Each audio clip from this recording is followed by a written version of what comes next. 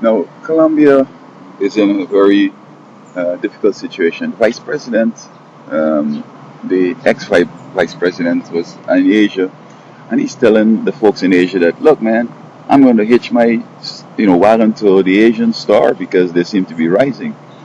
The backdrop is that President um, Bush had proposed a free trade deal with Colombia, but Congress held it up and hasn't gone on. President Obama campaigned against it, but now he thinks that it might be a good idea if certain things are changed, if it's tweaked a little bit.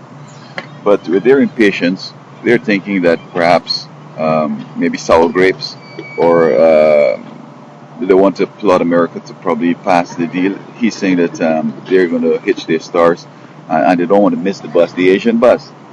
But if they look in '08, when the American economy started to regress significantly, the whole world's economy also started to go down. So if he thinks that the American economy is going to collapse or things are going to get so dangerously dire that the only hope is going to be in India, China, Japan, and Indonesia and so forth, then he's mistaken because if the economy of America goes away, the whole world economy goes away. Furthermore, there is no indication that um, Asia is going to ever surpass America. I mean, this is it. I mean, according to her campaign, that Jesus is coming in 2011, in May of this year, but we're close.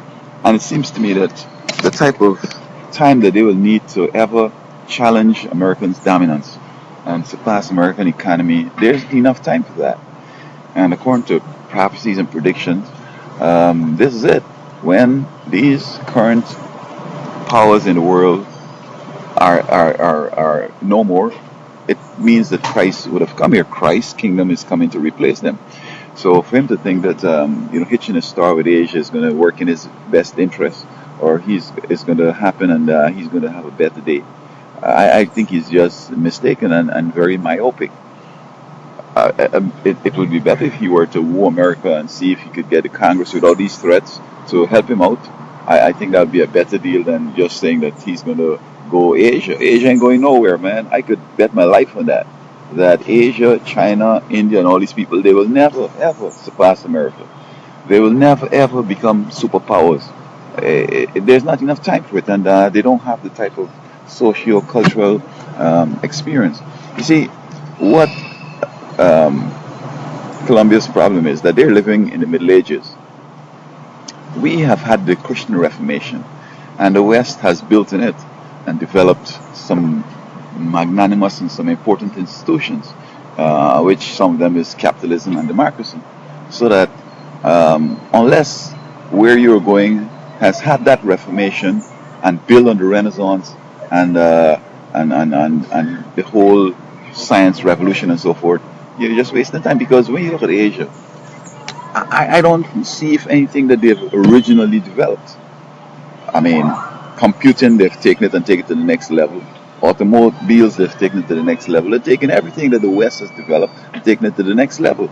So if the West stopped innovating, then would they have anything to modify and claim and try to sell it and so forth? And you got to remember that Japan came out with selling two for one and these cheap prices and so forth, dumping stuff. So I don't see that Asia basically is anywhere to hit your stars. America is it, and after America, it's over. It's over. So why hasten America's demise by sort of curtailing business and trade relationships, which would affect its economic, robustness to go with Asia. Asia is not going anywhere. Asia will never ever become, that dominant or that successful so as to surpass America. So I'll say to the Colombian people and to the vice president that you're making a bad choice and reconsider it.